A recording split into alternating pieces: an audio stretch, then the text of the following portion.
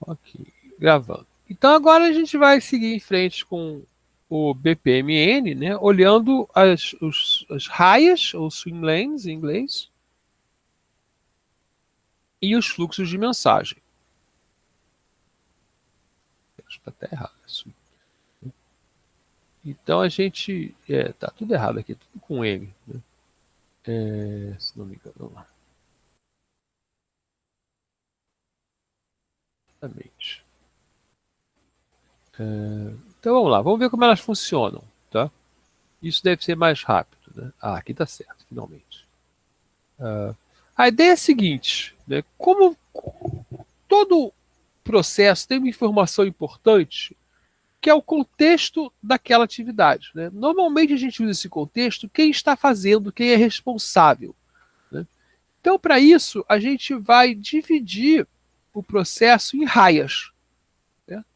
Então, a gente tem as pools, que são as caixas grandes, que mostram onde os processos acontecem normalmente, e as raias normalmente mostram onde, quem é o responsável, qual é o departamento ou pessoa responsável por isso.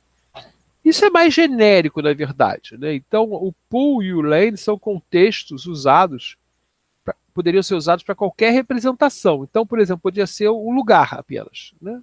Ah, eu tenho aqui uma empresa que atua em vários países, então eu poderia ter aí o pool ser o Brasil e os lugares serem as cidades. Mas normalmente é usado para pedaços dentro da organização. E o pool é usado para o nome do processo, por exemplo. Então aqui, ó, tenho de volta o nosso processo da pizzaria, né? Então eu vou descrever esse processo, eu vou descrever como se fosse o único processo da pizzaria. Então está escrito aqui que é a pizzaria, e ele envolve o atendente, o pizzaiolo, o auxiliar, o entregador e o caixa, certo? Então o processo vai andando entre as pessoas lá, né, da pizzaria, né? Dá para entender fácil isso aqui, né? Ó, o controle do processo está andando. Ah, cadê a pizza, né? Cadê a informação? Ah, poderia ter umas coisas aqui do lado dizendo onde estão essas coisas, né? Mas aqui eu estou falando do controle do processo andando entre essas pessoas, quando essas pessoas são da mesma organização, tá? Então eu acho que isso é bem fácil de usar, ok? As regras são bem fáceis de usar. O Jorge tem uma pergunta. É, a pool também pode ser tipo o processo que a gente está fazendo, porque nesse caso a gente pega a pizzaria toda e colocou tudo num diagrama só. Mas em caso em que a empresa tem vários processos diferentes, a pool continua sendo a empresa ou ela pode ser, no caso, o processo que a gente está fazendo? A PUA é geralmente o que você quer, em geral, o que você quiser. E eu uso muito para o processo que você está fazendo, né? Então aqui, ó, aqui é o processo de criação do Endo GDC. Como é o processo topo, eu chamei de Endo GDC, tá?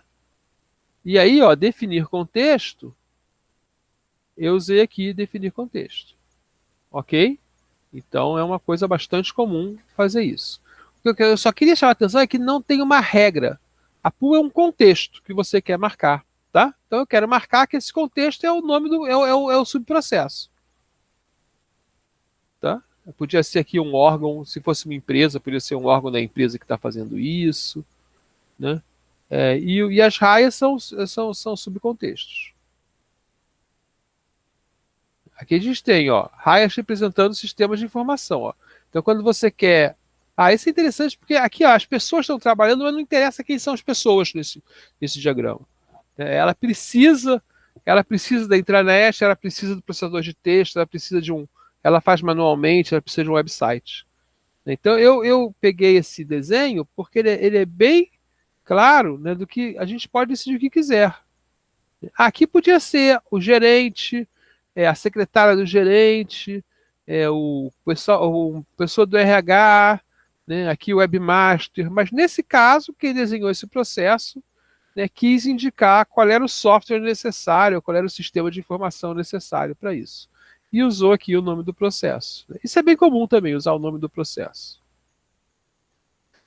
né? Aqui eu tenho, ó, novamente o nome do processo, né? Eu tenho coisas que faz o depósito faz, né? E aqui eu tenho vendas, e aí vendas tem duas sub-áreas, então eu posso construir duas sub-áreas também sem problema nenhum. E aqui usando as raias também não precisa ser só na horizontal, podem ser na vertical. Aqui novamente eu tenho o nome do processo, né? E aqui eu tenho, ó, headquarters e branch, tá? Branch pode ser qualquer um das filiais. Branch é filiais, né? Aqui é matriz e filial. Vou até redesenhar isso aqui, né? No futuro. Opa, desculpa. Então aqui seria matriz e filial. Qualquer filial, não a filial A, B e C, né? E aí ele usa outras raias em paralelo que diz o seguinte: na filial, na matriz, tem o departamento de negócios, tem o procurement, é quem faz a compra, né? Não é procuração aqui no Brasil, tem outro nome. Aquisição, sei lá. Então aqui, ó, então o pessoal de negócio ele faz uma demanda, a matriz aprova a demanda, ainda no nível de negócio, passa para o nível de compra, que passa para o nível de compra aqui da filial trabalho. Então eu posso ter, inclusive, raias cruzando as outras e fazendo uma matriz de assuntos, né? Se você pudesse desenhar isso em 3D, poderia também, só que a gente não vai conseguir ler, né? Ok, então essas são as maneiras de usar as raias e elas são bem fáceis, tá? E é até mais comum, tá? Foi o Jorge que perguntou, né? É até mais comum escrever aqui o nome do processo. Então seria atender pedido. Pode ter outros processos como comprar material, né? Comprar bebidas. Então seria bastante comum escrever o número do processo. Bom, agora também pode acontecer de a gente precisar de fluxos de mensagem. O que é isso? Né? Quando a gente tem uma pool, né? Não vou chamar de piscina, me recuso. Né? A gente está normalmente explicando sobre um processo dentro de um nível organizacional, tá? E aí existe o caso, ó, tem um processo aqui e eu tenho outro processo aqui, né, de outra pessoa. E essa pessoa, ela não pode, esse lado aqui, né, esse pool aqui, ele não tem controle sobre esse aqui, certo? Essas coisas são feitas de maneira totalmente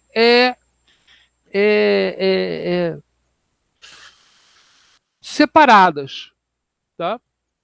Então o aluno faz uma pergunta. O que ele tem que fazer? Bom, eu quero fazer uma pergunta, ele tem que pensar a pergunta, aí ele envia o e-mail com a pergunta, né?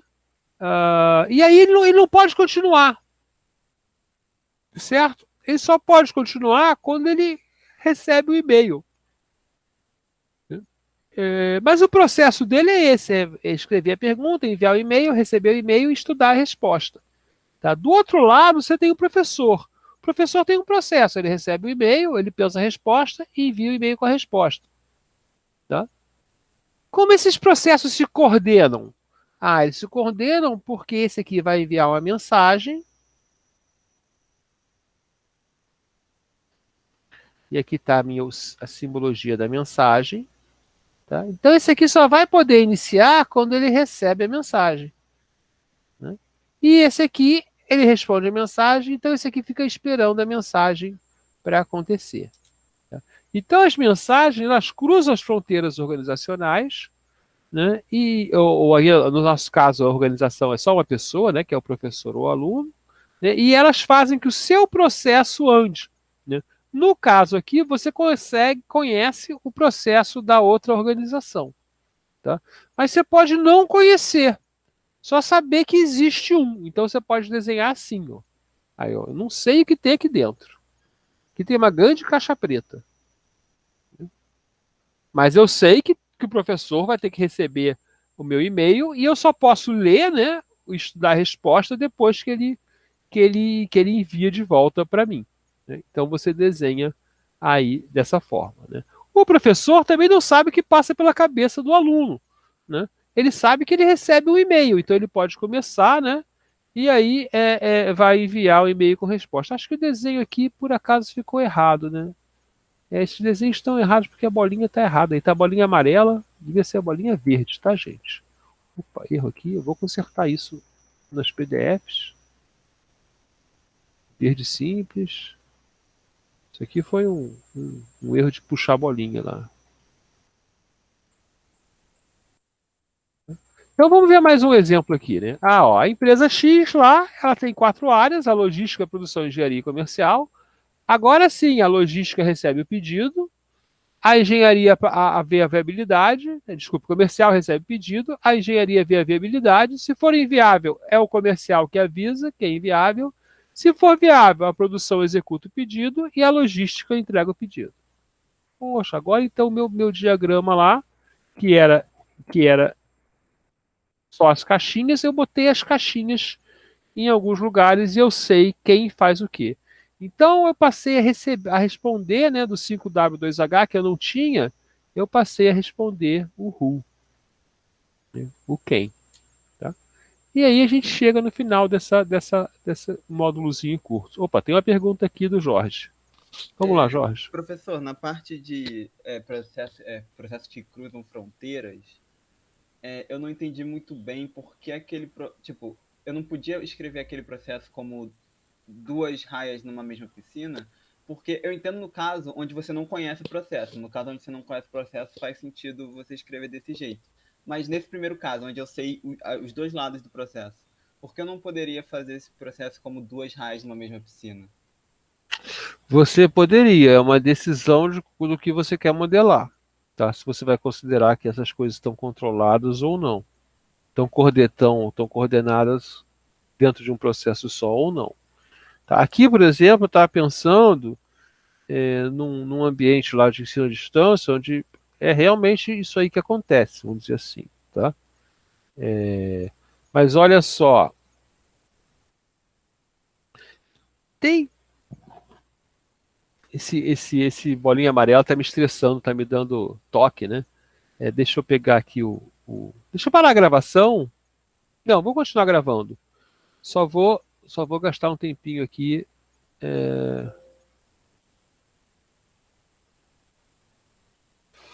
Tentando pegar o desenho.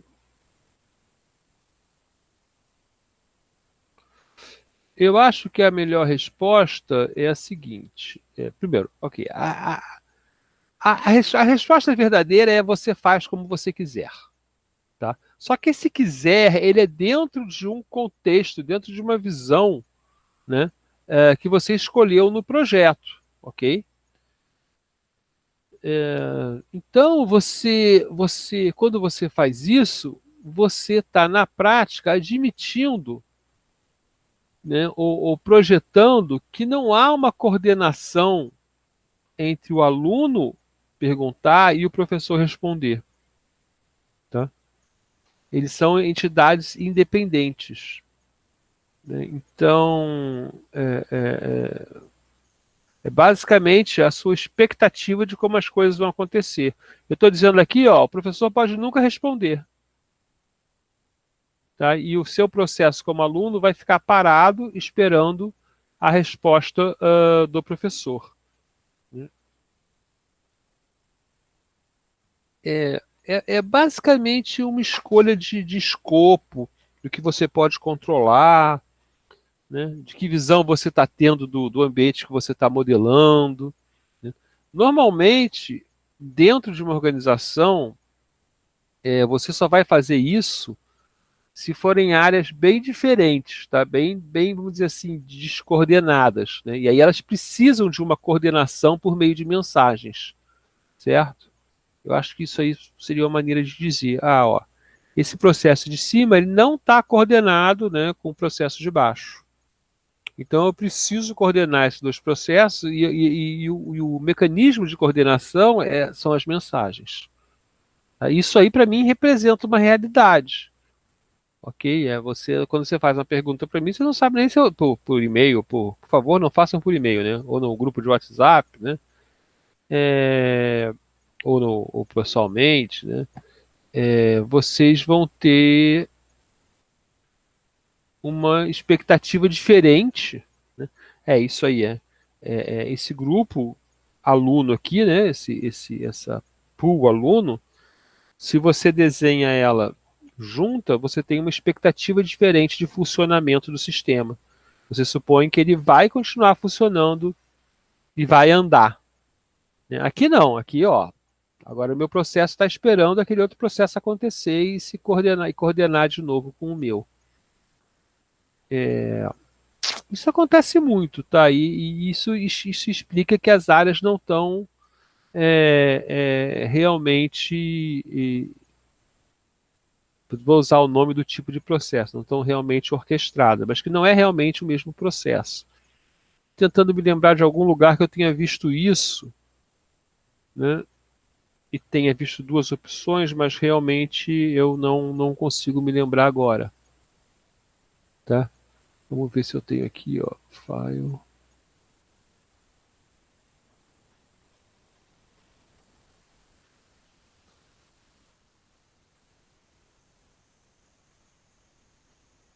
Open Computer Browse.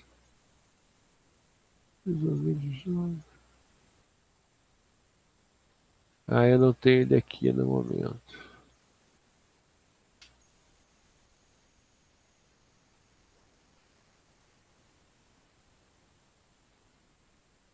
É. Hum. Eu não consigo te dar uma resposta maravilhosa, não. Ah, tem uma pergunta aqui. Tem uma bolinha branca com certo ponto. Ele é a mensagem. Tá? Essa pergunta é mais fácil. Prefiro responder essa. Deixa eu ir para cá, né? Esse aqui é o que passa, que diz uma mensagem. Tá passando uma mensagem que vem de lá para cá. E a mensagem aqui vai para lá. Tá? Vinícius, sim, Vinícius, é verdade. Eu posso continuar fazendo outras coisas quando eu mando uma mensagem, né? Não a mesma coisa, né? Quer dizer, em algum momento, se a mensagem vai voltar, né? Essa aqui, por exemplo, vai ficar esperando, né? Mas eu posso fazer outras coisas. Ah,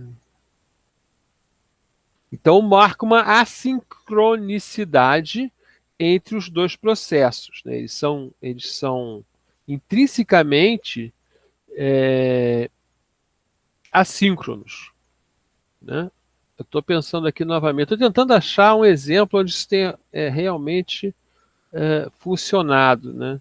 E provavelmente eu usei professor e aluno quando criei os desenhos, justamente porque eu não achei esse exemplo. Isso aí, desenho aí é no Ares, não é no Visage.